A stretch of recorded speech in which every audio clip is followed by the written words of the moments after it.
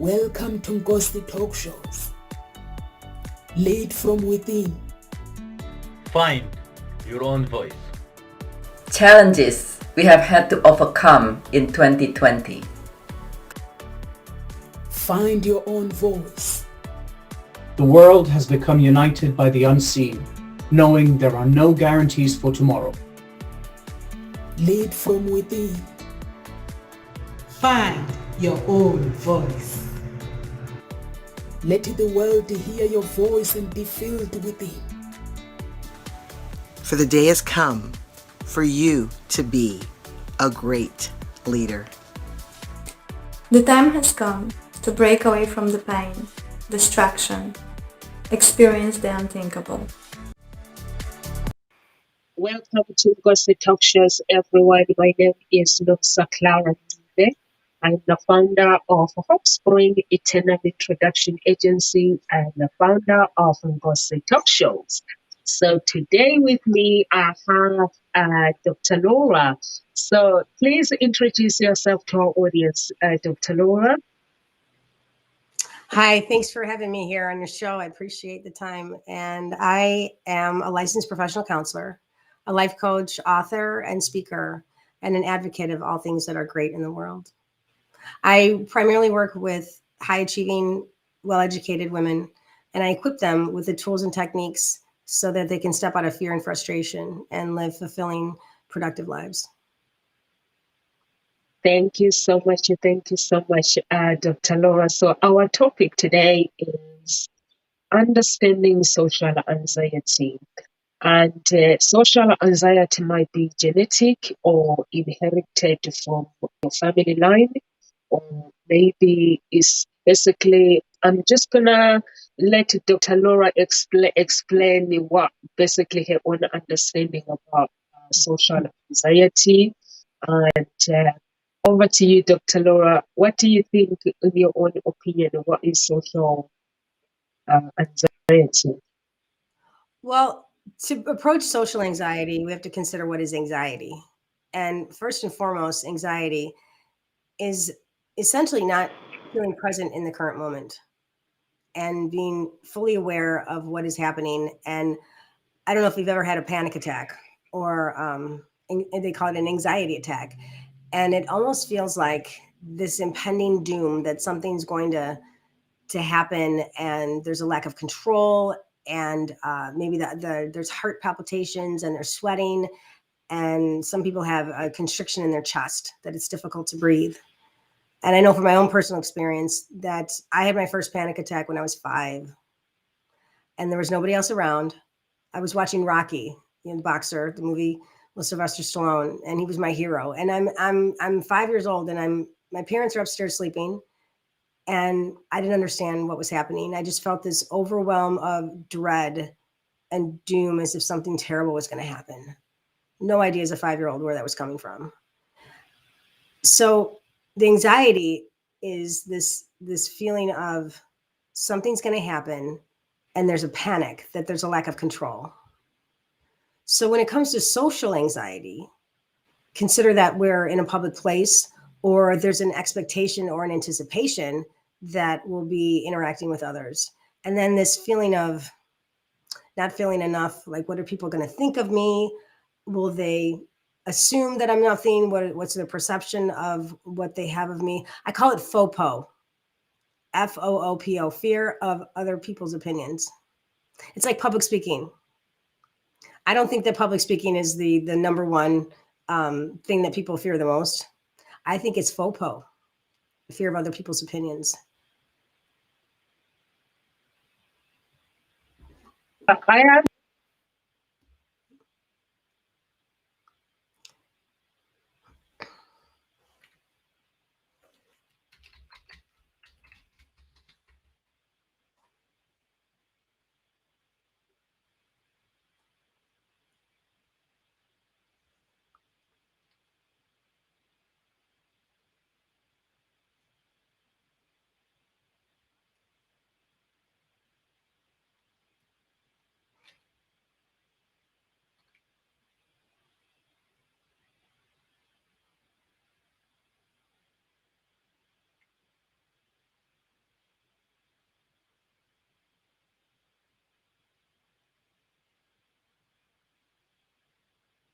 How am I muted?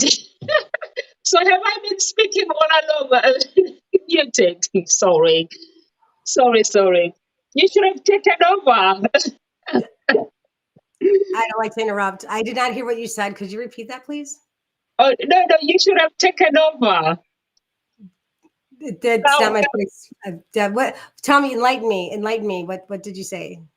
no, I was saying if I'm muted next time, if I'm speaking muted, to take over. Okay. Yes. I'm not trying to take out. It's not anarchy. I'm not trying to take over the system or anything like that. No. If I'm speaking, because I pressed unmute, I must have pressed it twice. I'm really sorry. It's So okay. I was saying I actually agree with you when you're saying people don't fear. It's not actually public speaking that people fear. It's actually we fear about what people are going to think, if we are going to be enough, or if the message that we are going to speak, people are going to relate to that message. So basically, I remember in my own as well, my business coach, when I met him, he was like, you're going to have to speak on stage as well. So I was like, what now? That's not what we are discussing about. That's not what I want. And he was like, yes, you're going to have to.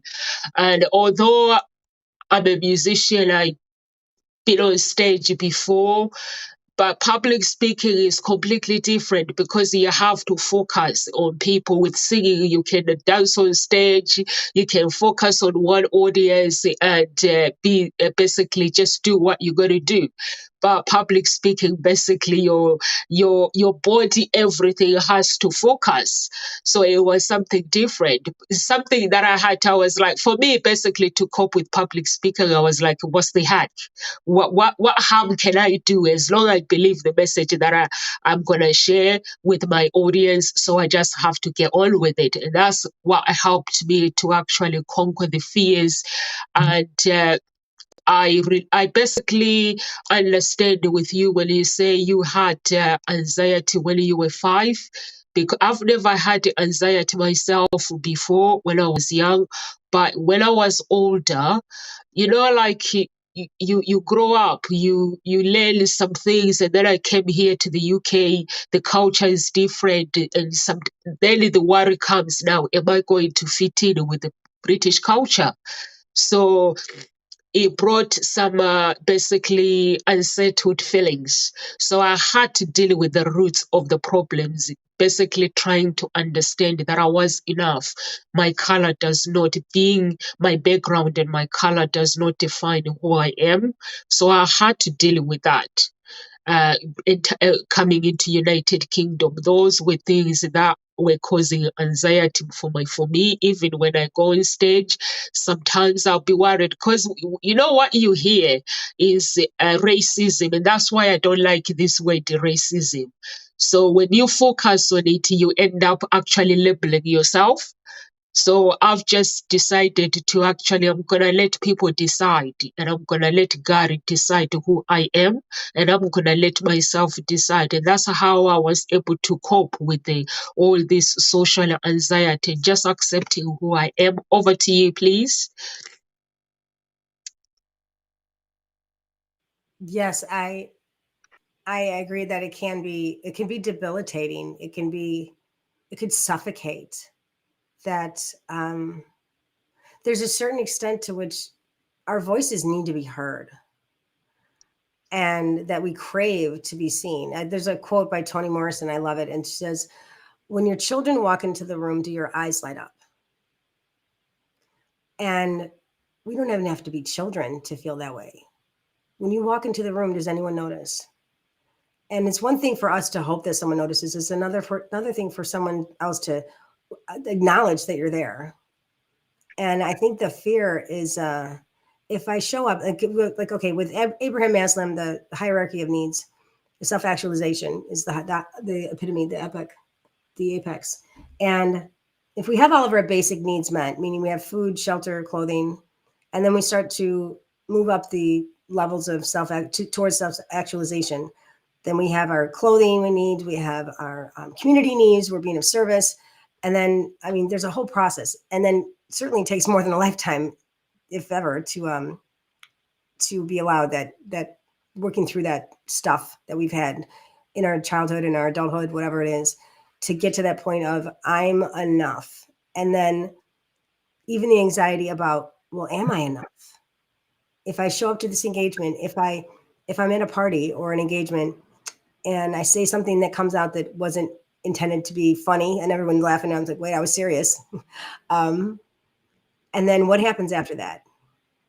The anxiety that we feel, and then there's this dread of, oh my gosh, are they going to make fun of me? Are they going to think I'm a fake or whatever it is? And then therein lies that doom, that dread. It doesn't have to necessarily be the end of the world, but sure enough, those feelings, that anxiety, the tension that pulls between I'm okay and I'm not okay. So then to speak to what you were saying is that how much is this part of our daily nomenclature, our verbiage that we use every day, our working situations, our relationships within our family members? How then are you authentically showing up and being fully whole? So that the fear isn't that we'll necessarily not have anyone to listen to us. The fear could be that so many people do listen to us, and then they cannot manage what comes up, the emotions that come up as a result of not knowing ever about whatever is significant in their life, and then having the realization like, oh my gosh, this did happen. And then later in life, but much later in life, what did I do that I can never take back? So social anxiety doesn't necessarily have to be, at a dance at a person's school. And stereotypically, the boys are in the corner along the wall, waiting and nervously to ask a girl to dance. It could be just waking up in the morning. Who am I going to have to encounter today? Who am I going to have to speak to just today? It could be the postal service person. It could be the cashier at the Walmart. That could be social anxiety for that one person. For other people like me, I'm a huge extrovert. I love to go to parties. However, how long do I want to stay? To protect it's a balance, how much do I want to do and then be, and how much do I want to receive and then grow? Yeah, that is amazing. I like it when you say how do we show up basically as human beings to our family, to our friends, and like you say yourself, you love going partying, and I think basically if you have people that suffer from social anxiety, then basically in order for you to get out of it can be cured. In order for you to get out of it, you have to look at the roots of the problems, where the problem is basically coming from. It could be coming from your childhood, or it could be actually genetic, or it could be something that you've inherited from your parents. But all those things that we inherited from our parents, we can unlearn it as well. Even if it's genetic, you can heal yourself. You can go through healing and just heal yourself, because there is nothing that cannot be healed. So you can use meditation and just focus and just heal yourself. And also, I like this word, authenticity is my favorite word in the dictionary, because how you show up with people, even on social media, how you post about businesses. We have our businesses, how you communicate when it comes to your business. You have to show up as authentic, like looking at your friends and start copying your friends, or even when it comes to relationship, people end up comparing their relationship as well, and that can cause problems when it comes to anxiety, because you're not showing up as authentic even in your personal life. So you just have to work on whatever is going on in your life in order for you to actually uh, prevent yourself, because it can get worse. There are some people who basically they say to you, I've had to learn to live with it.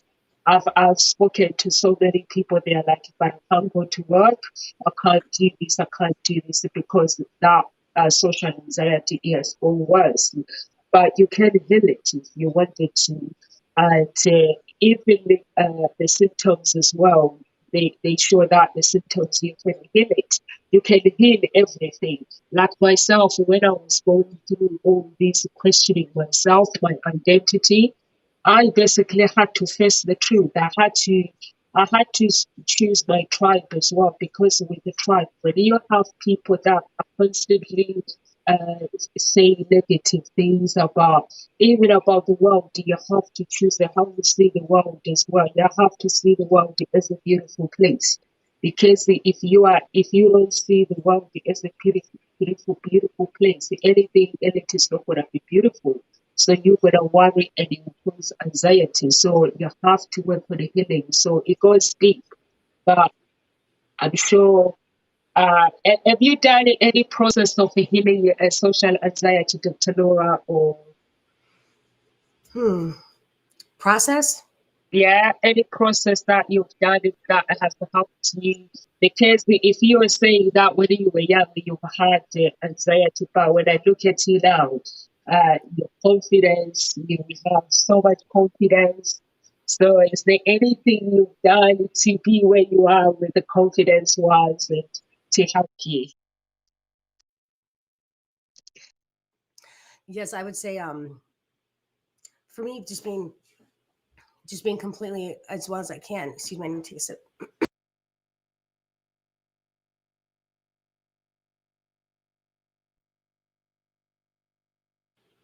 Beg your pardon.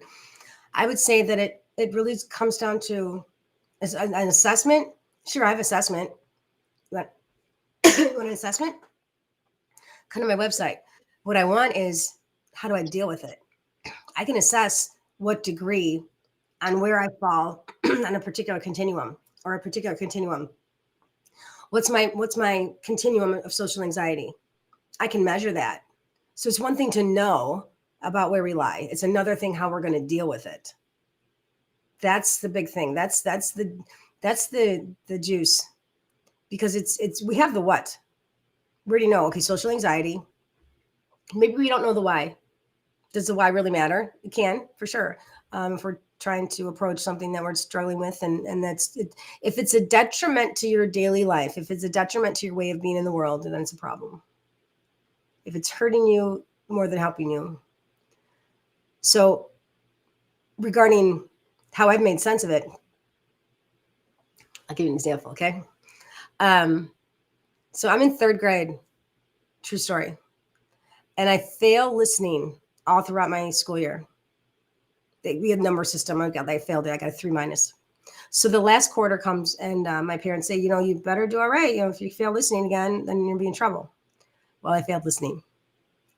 So I get my report card. I stay after school and I wait for the teacher to leave. I go in her desk and I steal some whiteout, the liquid correction. And I change my grade from a 3 to a 1. You think a 2 might have been easier with the loop, but I did it at 1. So I go home and my parents don't know. So I get away with it for about a week.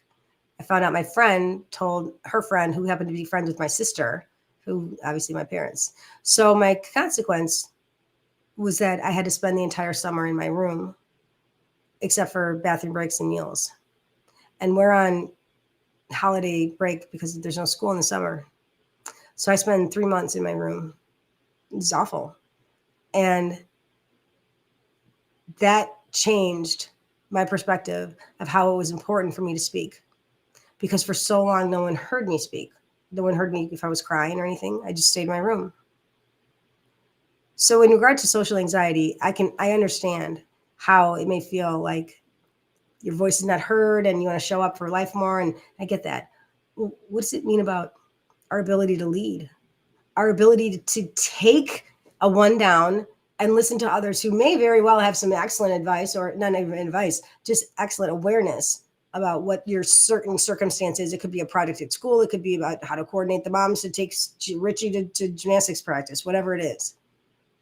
Whatever it is that it's the how we cope. And then the what do we do? So the how could manifest itself as like a psychiatrist or prescribing medication. I'm not saying I'm an advocate. These are just things that come up in my mind, scenarios. And then having the opportunity to have this all-inclusive pool area with slides and diving boards and all that. But at the same time, it's not about that. Wherever we go, there we are. So when my son starts to ask me these questions, I say, you know what? Why don't you get your Scouts, Boy Scouts info out, and we'll change the item for a new one. Okay. So being aware in that moment about what social anxiety is, and then also how we can detract from our status as a particular person in this world. And the only thing that comes about it is that we're stripped of our, my glasses, my shirt, all the stuff that I have, the stuff that I own. Well, really, who owns me? The stuff that I'm holding on to, so I can pay money to keep them, like a sofa or a bed or a car. So regarding social anxiety, my best advice is to lean into it, to fully feel every single feeling that you're having during that emotion part. I think and know that in order for us to show up in the world, that it doesn't necessarily take the world that is about us to change. It's merely an opportunity to say, I'm uncomfortable, I don't like this, and I need help. I like that. I like that when you say, basically allow yourself to fully feel the pain, because if you fully feel the pain of what you're going through, you're never going to want to go back to that pain. You want to solve the problems. So I actually love that. And also the why it doesn't matter. I love that when you say is how you cope with the situation. For me, basically, I love to go to the roots of the problems where it began. I always, whenever I have problems, I always check my family line out. I always check my father, his character, his personality.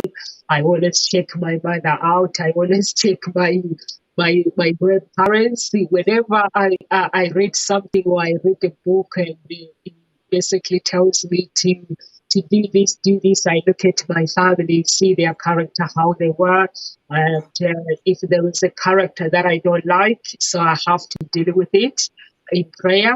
So I love to do that. And also when you say the pain, when you are going through some social anxiety, you have to allow yourself to feel the pain. I love to face the pain.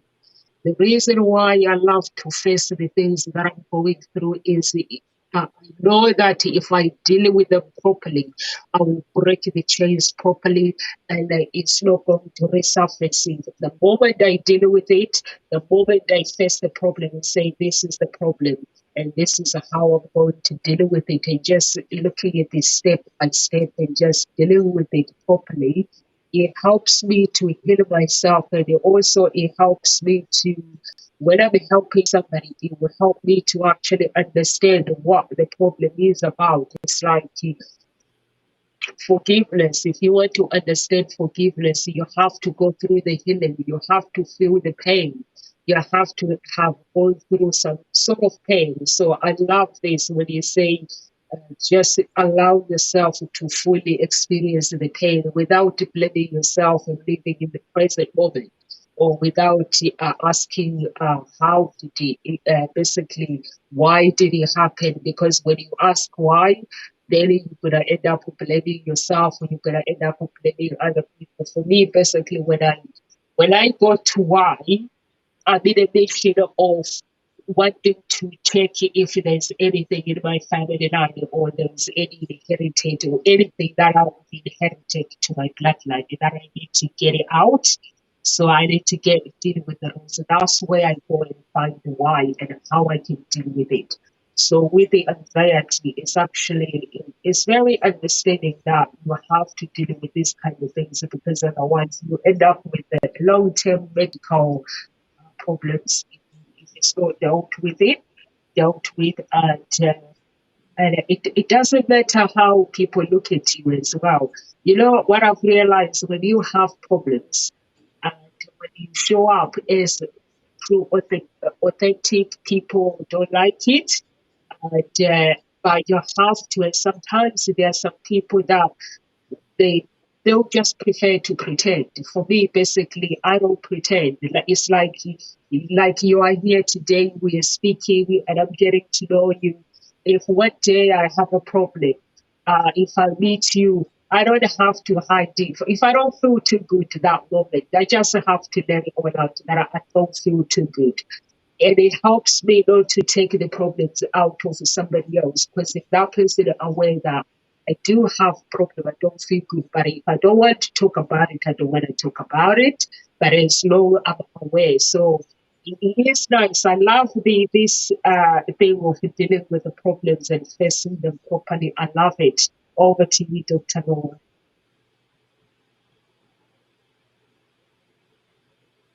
Hi, Dr. Noah, you there? Hello? Where is she gone? Oh, okay. She's moved off the chair. So I think it is basically nice to actually understand the basically mental health problems, because when you basically social anxiety is mental health disorder, which is the degrees of symptoms and basically they can moderate, they can get somewhere. And so basically you have to ask yourself, basically, if you want to deal with it, you have to ask yourself, to what extent do you want these symptoms to affect you? Uh, and when you do ask yourself, then if you do ask yourself some questions, that's what you go into social anxiety. You can basically deal with it. To what extent that it can actually have the base, and then you'll be able to deal with it. And dealing with it means you can ask a professional to deal with it. For me, basically, when I came to the UK and the United Kingdom, basically English culture was never my culture. So I was completely coming from a different culture. I had to work on myself without a coach. Basically, I had to deal with the situations, so I can actually, instead of adapting, I had to understand the English culture, which I had to go to college. I had to go to college and just to understand the English culture, and just to took a module, just basically to understand how to communicate in United Kingdom, or how to get to know people and stuff. So those are the things that I really wanted to. I didn't want to fit in. I wanted to be myself, because I wasn't raised here. So I wanted to be myself, to live my life to the fullest. So which means I had to deal with the problems. I didn't want to have social anxiety. So basically it happened that findings were basically English culture is completely different. And how these guys communicate, how this kind of conversation is completely different. So I was glad that I did the work just to understand more about the British culture. So I just don't get all this social anxiety, because if you don't know somebody else's culture, then it becomes a struggle for you in the society to actually trying to adapt to the people. And also, I was dating an English guy as well. I wanted to basically to understand how English society, how does it work? I wanted to understand the food, why people love the things that they love, English culture, fish and chips, and because to me it will cause anxiety when I go to somebody else territory and I don't know anything about it. So it can cause anxiety, and the longer you take you leave it, basically, and you basically you end up having a health problems. And this statistic actually says 50% ever get treatment for social anxiety. And it's actually, I wonder where Dr. Laura is. Are you there? So I don't know where she's going. So it's actually, I was really, really surprised that only 50% that get actually get a treatment to actually go and seek help because people are afraid of stigma. Once the people realize that they have the social anxiety, they question themselves, they start worrying about what other people can think about themselves. So you don't have to, you are going through somebody who is going through that. You don't have to worry about what people think. We are all different. We are all uh, basically we are people coming from different backgrounds. It's like myself, I was explaining my background that I came from Africa. I was raised in Africa, entering the United Kingdom. For me, it was something different. But I was able to recognize that actually when I go out, my personality is not really fully. There's some things that I needed to actually work on. So that's why actually I went to college because I'm nosy. I like to find out about people. I like to know what's going on, but you have to do it the right way. So that's why I had to go to college. Basically, do a module for 1 year to basically find out how the whole thing, just to learn more about history, English in the United Kingdom, how things work. So I could be free when I'm going out socializing, so I can connect with people. So it did help me. So you don't have to be afraid of stigma. Uh, uh, Basically, when you meet people or when you want to deal with this social anxiety to get out, you have to. Sometimes people seems to think that if they do ask help, people will think they're crazy. Yes, people will think that way. There is a chance that people might not. 99% of people don't notice what you get up to if you want to know the secret because people have their own problems. So if you have a problem, you have to deal with it, whatever is going on.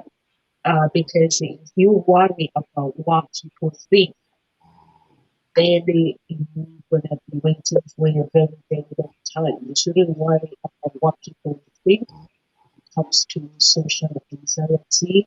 When it comes to when it comes to actually you dealing with all these dealing with the social anxiety, and you have to you basically have to deal with it. You know that you have social anxiety, you have to that it the professional help that you need.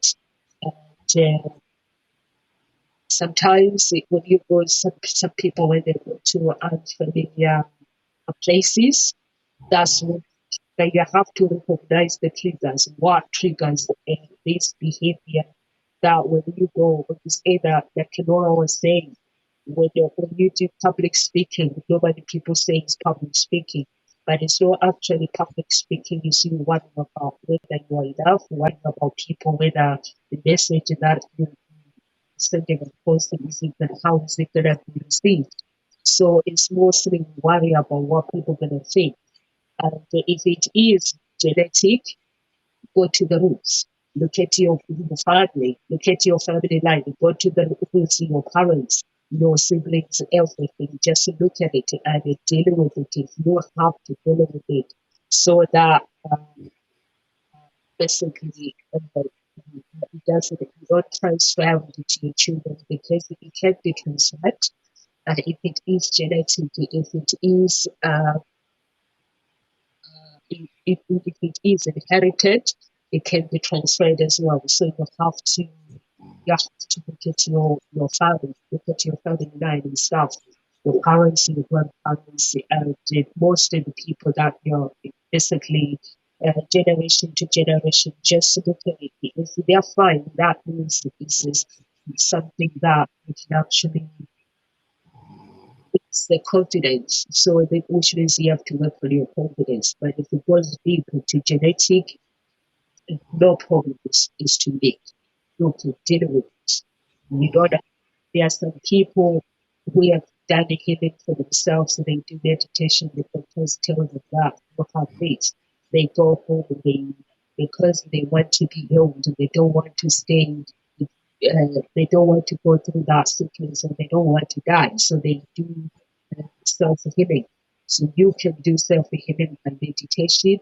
You can do self healing by prayer if you beliefs. So you can meditate on prayer. You can meditate and just deal with whatever is going on. So that you basically, as an individual, because when you have disease, you have to basically you have to face those fears. You have to have a system in place, like how are you going to deal with it? It's not like uh, basically how are you going to deal with it? You have to basically create the principles of this is how you're going to do it, a strategy. If you have people in that you trust, you can ask them to help you, or if you're going to deal with the doctor, with the GP, you deal with the GP as well. So have a system place that can help you to deal with the social anxiety. Because there must be a reason. For me, basically, how I dealt with all these, I wouldn't say social anxieties, but confidence.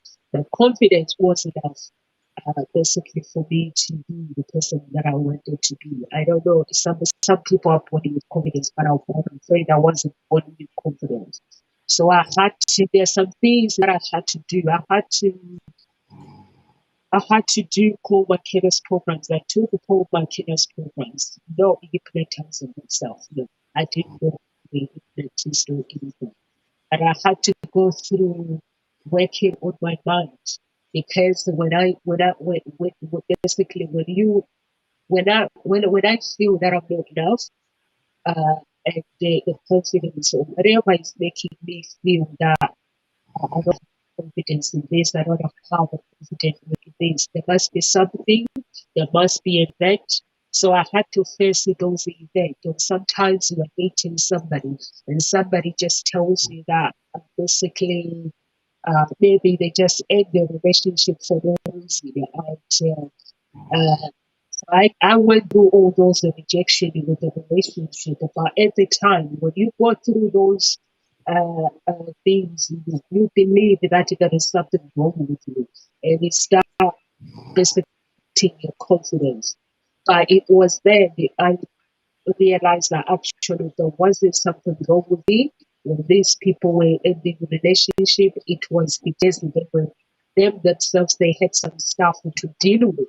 So it had nothing to do with me. So that's what I had to realize. I had to work on my confidence and for me to actually deal with the fears that I basically I was fearing. I wanted to have my own business. Don't get me wrong, if I go on stage, if I dance, singing, I'll be completely different. I'll just do whatever I wanted to do. It's fun. But it was some other things, like if I go to the PG play football, I'll be fine, no problem. So it's that when I basically wanted to uh, do deep things, like go and approach people, but these days it might be enough to actually, when you play football, people do the work for you. You don't get to do that thing. People do the work for you. With the music, when you're doing the bookings to go and sing, people do the work for you. They do the bookings for you. So those are the things that I was used to, people doing things for me. But with the business, nobody can do things for you. You are the CEO, you have to speak for your business. You have to be the front line for your business. So those are the things that I wasn't used to. And so these are the things that I had to work to be able for me to become, to be able to actually be the front line. So I had to work on that confidence. So I wasn't born with it. So I had to work on that, whatever was affecting me with my social anxiety. I was shy. I didn't have like the social anxiety, but I was somebody that I keep myself to myself from the business it doesn't work like that. Hi, Dr. Laura. Where she go? Okay, so I don't know where she's going. It must be something maybe she doesn't feel very well. I don't know. So you have to. So I had to work with the confidence, and that was affecting me socially. So I did work on it, and now everything is fine. And now I can go. I can go out. I can go to business events and approach people the right way. I can talk about my business freely. I can go on stage actually and just do the things that I'm supposed to be doing without worrying about what people think. Because when you worry about what people think, at the end of the day, you're not going to please everything. There are some people who are going to listen to them, some people that are not going to listen to listen. So you don't have to worry about, you don't have to worry about what people can think, because at the end of the day, my business is my business. So I have to worry about how am I going to save people. So that is, for me, basically, that is a good thing that you have to worry, saving your audience, saving your audience, because for me, basically, I see myself as basically, what is very important for me, my audience are very important. So I have to think about how am I going to save them, how am I going to basically set up them to solve their own goals and need to think that that's very, very, very important. Also, uh, you have to be able to give it the displays of anxiety and it is avoid if you avoid the symptoms, you avoid the everything, then it can get worse. So you have to do something that that can get worse physically and emotionally as well. So physically, the symptoms is what you experience the increased heart and experience the sweat and dizziness, feeling dizziness, and upset stomach, nausea, and taking out in tear as well, and the crying, and the and the baby. Oh, what happened, Dr. Lila? Hmm. Can you hear me? What happened? Pardon? What happened? I don't know. Oh, okay. I couldn't hear you. What? I thought you left the chair. No, I'm here. I've been Okay. here. Were you hearing me speak? Barely. It was very dim. It was not loud. It was muffled. It's muffled. I can hear you now. Oh, Very, okay. very well. I Okay. can hear you very well now. Yes, loud and clear. You were not on the chair, so I wondered where you went. I don't know. I was here, but there must have been a problem with the camera. Oh, okay. Yeah, your chair was empty. What? Yes. Well, I'm not a ghost. I'm here. But now I'm here. I'm still here. I'm still here. So you just popped up. I was like, how it pop up under the table? This is bizarre. Did you really think this has been 45 minutes? Did you think I would leave you? No, that would not happen. Oh my goodness. Oh, maybe something happened, and then is either went to the toilet. I even made an excuse to the audience. I said, "Oh, she will be back because your chair honestly was empty." Oh my word. Okay, so we're still going live, yes? To the Yes. audience. To the audience. I don't know where I was at. I was here and so I'm watching, I'm listening, going, okay. Do you want to sure I'm willing to speak whenever you'd like to ask me a question? And you're thinking, where did she go? I'd love to ask her a question. Honestly, See, I thought you were gone. Your chair was empty. You have no, to watch the video, the background. not, my chair is empty now. Yeah, I'm in yeah, the chair. it I'm was like that. It was what? like that. Well, you know what they say. If you're anxious about being seen, sometimes no one ever notices. And then when Yeah, you want to be seen, do you let your voice be heard? Because, and I guess I'll leave this with you, is when you sit silently in fear, who is going yeah, to listen when you stand to speak? yeah. So I better just sit down in my chair, not out of fear, just so that I'm seen. Because if I stand up, I'm gone. No, I'm kidding. I'm kidding. When it's like, oh, you've gone to the toilet. It doesn't take that long. I was like, oh my God, she's taking too long. And I was Fall in? like, Did she fall in? honestly, you have to watch the video. You have to watch the video back. Honestly, you were bored. Your hair was really empty. Well, you're adorable. And I just say that I have a lot of love right now because you never know. You know what? You never know who's listening or who watching. So always be aware to show up, to suit up, to show up so you can step up and speak up to make sure you're seen and heard.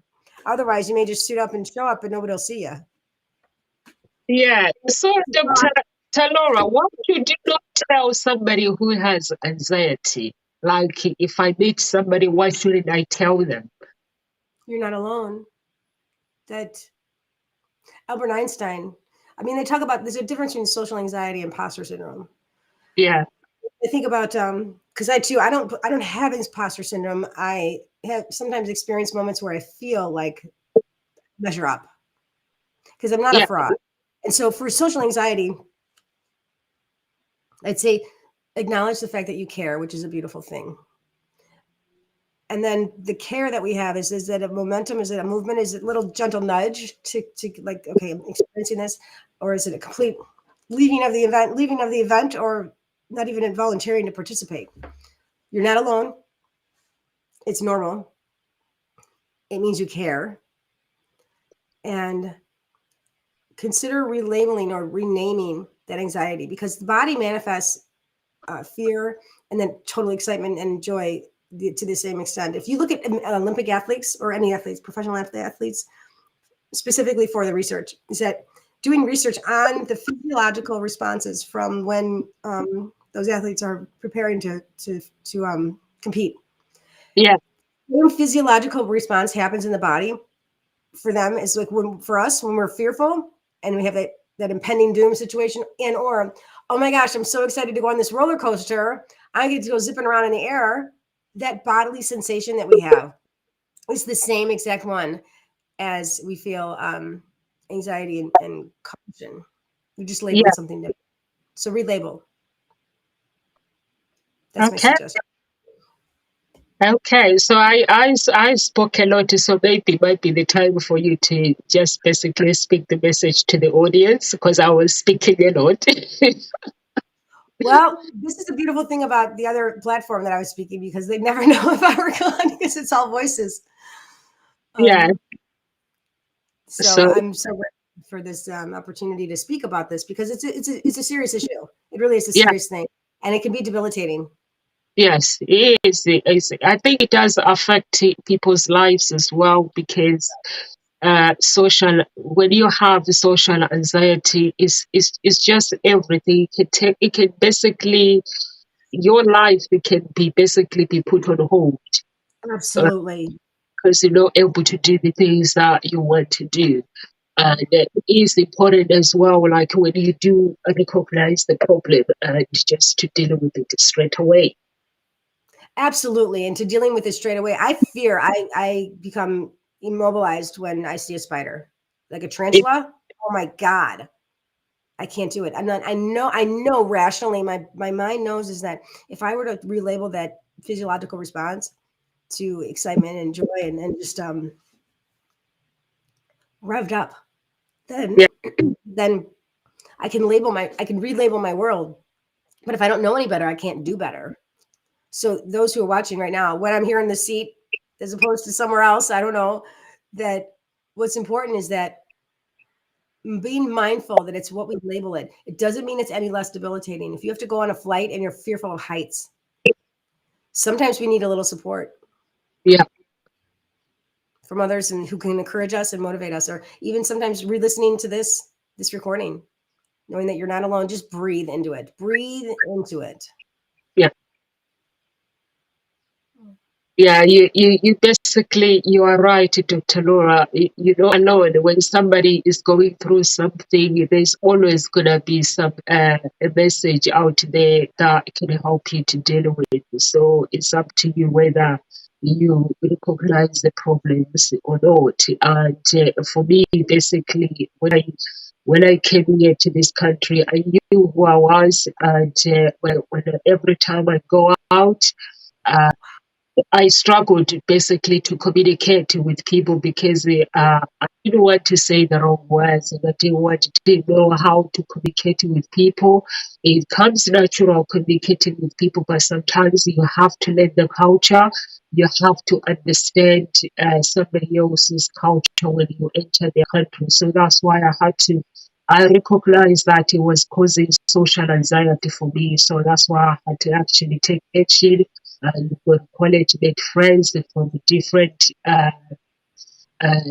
countries, and I just had fun just learning about United Kingdom and English culture in Europe, and it came up when I was applying for my British citizen as well.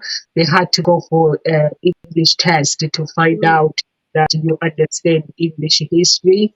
So I was like, okay, it was like something that you do history at school and stuff, but then you have to understand more like the history here in this country. So it does help when you actually face the problems. Some people choose not to because they feel that if something is done, they're like, what's the point? But the point is that we are here on earth, we have purpose while we are here. Over to you, Dr. Moore. I'm here. Can you hear me? Yes, I can hear you. Okay. I think it is up to us, because if we're sitting on the sidelines, if we're like a wallflower at a dance or whatever, and we're not showing up in our lives, we are showing up in our skin. But then how much of ourselves do we want to be appreciated for? Meaning that I can say something, no one has to listen. And what if someone actually hears you? That's a difference between hearing and listening. Active listening is a job, it's work, because you have to sit with what other people are saying, try as well as you can not to think about what you're going to say in rebut, to really lean in. And then knowing that when you offer a listening session and someone says it's a certain amount, yeah, that's what because it changes lives. Yeah. And then what if we don't ever expose ourselves to that, the need, or that feeling as if we're not enough? Because I'd be damned if my parents would have came to me, because we just didn't know better at the time, knowing that when I'm squinting all the time, I can't see the chalkboard, so I need glasses. I'm feeling bullied at home. This is a true story. I'm feeling bullied at home, so I go to school because it's the only place where I feel like I can feel normal, or like I wasn't an interference. So that's 10 years later, 30, at 40, wanting to let my son know that when he walks in the room, I see him, even though I'm standing over his crib going, shut up, stop yelling. I think it is a work in progress, that we're all in the state of becoming more and more thick of who we are every day. Yeah, that is so true. And people should worry about what people think, because everyone has something that they deal with. So mostly, if you meet somebody like me, I have too much going on in my life. So having to deal with business, dealing with my family and stuff. So if you are somebody that worries about what dogs are gonna think if I tell her this, you tell me something, I deal with it straight away. I don't have the energy to actually carry it with me and worry about what I have to worry about your well-being. That is my priority, to make sure that you're okay. But for me to worry about what is she doing, somebody's well-being, I think, is more important. And also, those are the things that I had to deal with Paul McKenna when I took his program. It's like his mind focus on everyday life. Like he sometimes says, you have to get rid of minding other people's business. That mind, that mind of minding other people's business, you have to undo it. Or gossiping, you have to undo it. You have to work on yourself basically and dealing with your problems. So those are the things that made me realize actually that I actually have to I have to focus on my problems instead of worrying about what people will think. So, do you have any words of encouragement, Dr. Laura, before we leave now? I do. And I have an exercise that'll bring people back to the encouragement that I have is just a simple 10, 15-second exercise. I want you to take your fingertips, your index finger and your thumb, and just feel the indentations on your fingertips, the ridges. Just barely move your fingers, that you can feel that the presence of your fingertips.